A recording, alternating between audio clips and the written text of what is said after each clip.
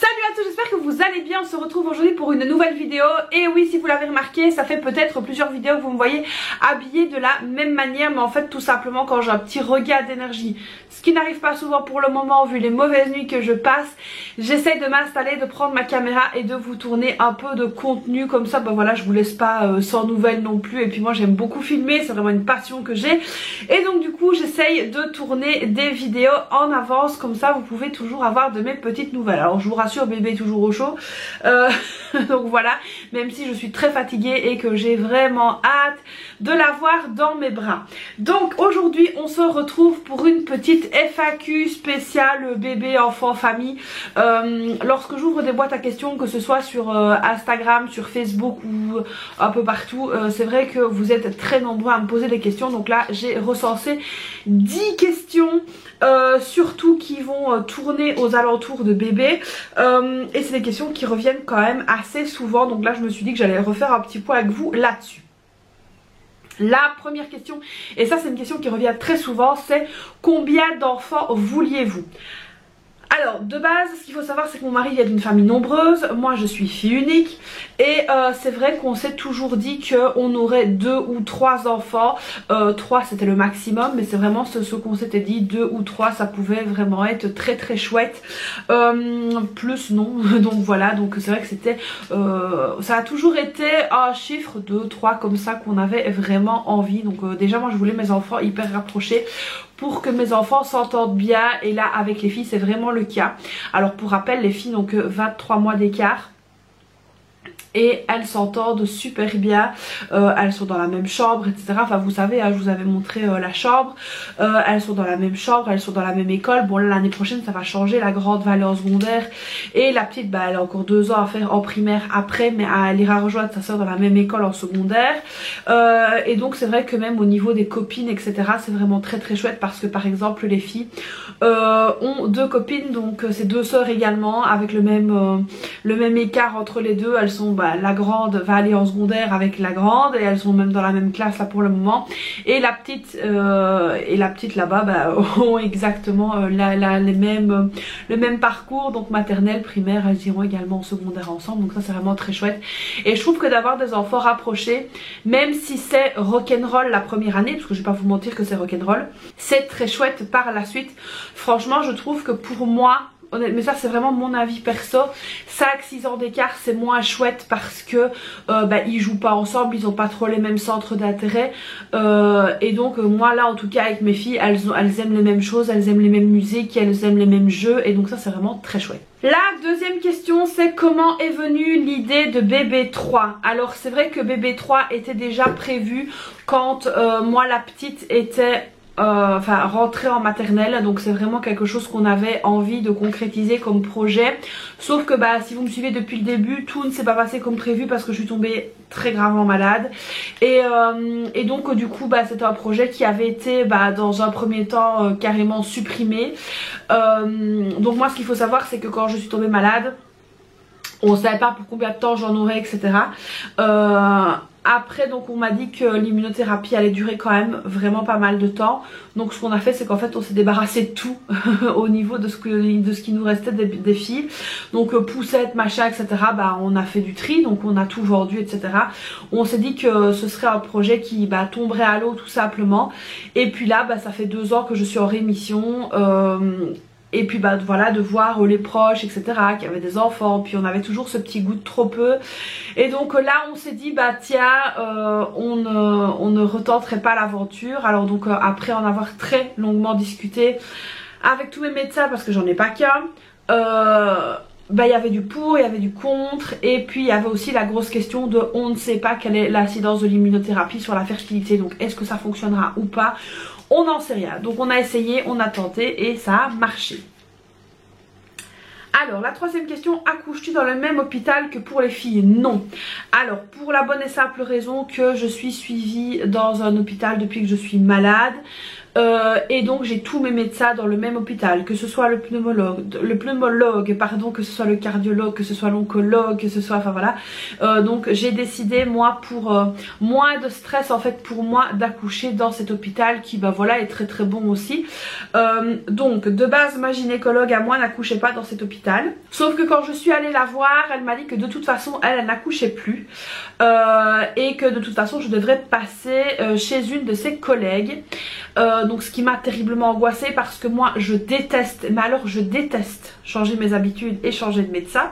Donc c'est vraiment quelque chose que j'aime pas du tout. Donc j'ai vraiment pris un petit coup, puis alors bon elle m'a beaucoup rassurée en me disant que sa collègue était vraiment géniale, qu'elle était super, etc, que de toute façon elle me suivrait quand même aussi d'un peu plus loin pour ma grossesse, mais que dès que bébé sera là c'est elle qui reprendra mon suivi. Donc ça c'était clair dès le départ avec avec sa collègue, et sa collègue elle accouche donc là où je voulais accoucher, donc ça c'était vraiment très très bien. Et donc je suis passée chez sa collègue, je ne regrette pas du tout, je suis vraiment ravie, elle est très très très gentille. Bon bah sauf que elle, je vous cache pas que bah, elle est tombée enceinte en même temps que moi, donc je serai une de ses dernières patientes qu'elle va accoucher. Alors mon oncologue est également enceinte aussi et elle accouche en même temps que moi, donc voilà, ça va être un petit peu marrant mais c'est comme ça. Et une fois que bébé sera là, bah, c'est ma gynécologue de base qui reprendra donc mon suivi comme c'était convenu dès le départ, donc là aussi je suis soulagée. Alors la quatrième question, tes filles ont réagi comment pour bébé? Alors ce qu'il faut savoir c'est qu'au niveau de mes filles, ça fait 3 ans maintenant qu'elles me demandent un petit frère pour Noël. Alors autant vous dire que c'est assez compliqué à mettre sous le sapin, et c'est vrai que c'est une question qui revient tout le temps. Donc à chaque fois qu'on allait dans un magasin qui avait un rayon bébé, qu'on voyait des enfants, qu'on voyait des bébés, qui avaient des naissances dans la famille, c'était chaque fois la même rengaine. Donc mes filles étaient très demandeuses. Alors bizarrement elles ne m'en ont pas parlé pendant les quelques années là où j'étais malade, et c'est au moment où alors que nous on en parlait entre nous mais pas devant les filles, où là en fait elles ont vraiment commencé à demander. Je pense qu'en grandissant aussi il y avait cette envie, et donc du coup bah ça s'est passé en fait tout bêtement. On était donc en vacances, on était en Tunisie, donc là on était, parce que je suis tombée enceinte au mois de juillet. J'avais des signes avant-coureurs que moi j'ai pas reconnus. Bon, ma belle-sœur les avait reconnus, mais moi pas. On l'a su après. Donc, enfin voilà, j'avais mes pieds qui gonflaient énormément. Enfin voilà, j'étais fort prise avec la chaleur, je mangeais pas beaucoup. Quand on est rentré donc de la Tunisie, mes belles-sœurs avaient préparé des plats pour qu'on puisse manger dans le bateau. Sauf que j'étais malade, mais malade, une catastrophe. Je pouvais plus me voir les plats en pâture, c'était vraiment très compliqué. Donc là, on s'est posé la question, on s'est dit tiens. C'est bizarre, bon bah petit retard, plus tout qui me dégoûte, il y a quand même quelque chose de bizarre. Donc mon mari m'a dit écoute attends parce que tu as déjà fait quand même plusieurs tests. Donc ce qu'il faut savoir c'est qu'on est en essai depuis le mois de janvier.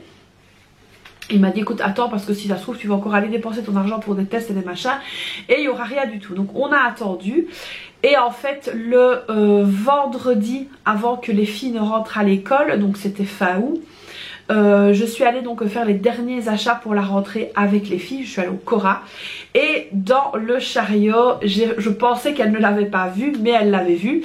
J'avais glissé un test de grossesse et je me suis dit quand je rentrerai, voilà, au calme, j'irai faire le test. Sauf que quand je suis rentrée des courses, donc je voyais que la grande avait un sourire en coin, mais elle me disait rien.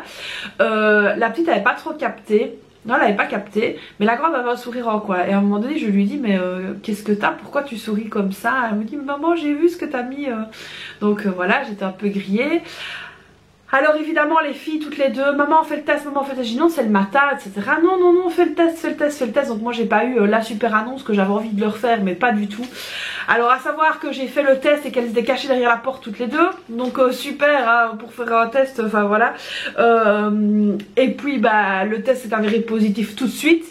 Et donc les filles étaient super mais super contentes. Donc tout de suite elles ont téléphoné à leur papa et tout. Elles ont pas su se taire hein. Voilà, donc moi je voulais faire une belle annonce avec une boîte machin, un peu comme on voit sur TikTok et tout ça. Je voulais faire comme ça, en fait c'était pas du tout passé comme ça. Donc elles ont téléphoné à leur père tout de suite, enfin voilà, qui était super content évidemment. Donc le soir je sais plus ce qu'on a fait, on a mangé un truc spécial. Non, on est allé manger une glace au Nicoli pour fêter ça, donc les filles étaient vraiment super contentes. Et puis tout s'est enchaîné parce qu'en fait j'étais déjà enceinte et c'était déjà quand même pas mal avancé. Donc la gynécologue m'a reçu le lundi, donc ça c'était le vendredi, elle m'a reçu le lundi en urgence en fait, parce que c'était déjà bien avancé, qu'il fallait prendre tous les rendez-vous machin etc, voir que tout allait bien. Et donc voilà comment ça s'est passé. Donc il n'y a pas eu d'événement extraordinaire. Donc je voulais pour la révélation du sexe aller chercher des ballons, des machins etc, faire un truc un peu chouette. Sauf que le jour où je suis donc allée pour la fameuse échographie où on fait la prise de sang, trisomie, machin, etc. Les filles étaient avec. Donc il y avait congé à l'école, ou je sais plus si c'était les congés ou s'il y avait une conférence pédagogique. Enfin bref, elles étaient avec. Et en fait quand donc elles étaient avec moi pour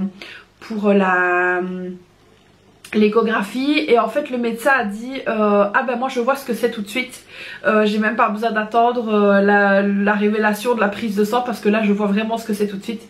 Et il a demandé en fait aux filles si les filles voulaient savoir et s'ils pouvaient leur dire. Donc les filles évidemment elles, oui. Et donc il a dit ce que c'était comme ça. Donc voilà, donc j'ai pas eu du tout les belles annonces etc, mais au moins c'était un truc familial, donc ça c'était pas mal. Alors ensuite, avez-vous pensé à la circoncision de bébé? Alors oui, on y a pensé.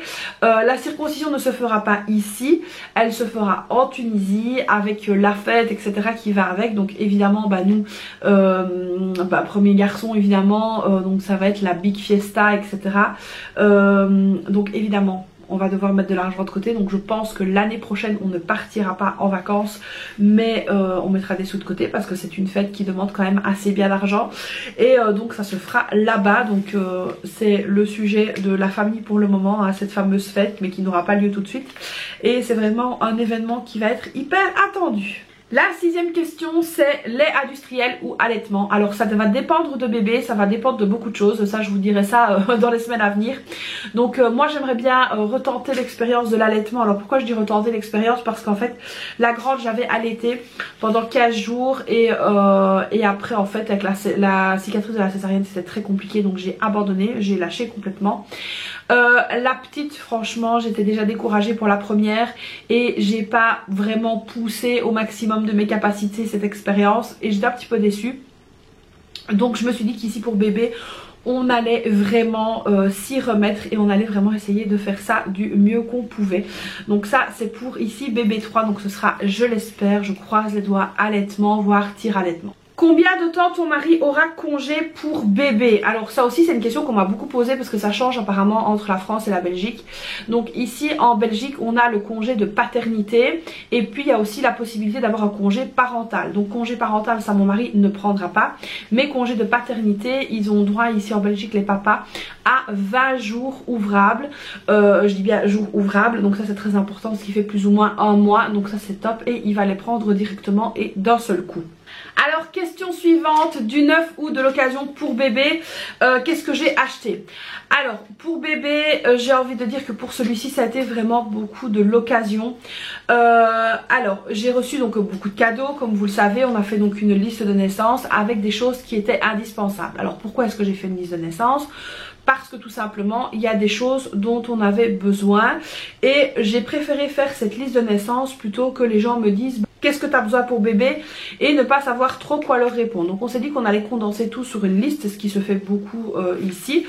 Donc on a fait une liste. Alors évidemment les gens qui ont pris des choses sur la liste c'est des choses qu'on a reçues nouvelles et des choses vraiment qu'on avait besoin. Donc on a fait une liste très réfléchie par rapport à ce qu'on avait fait pour les deux autres, hein, pour les deux filles.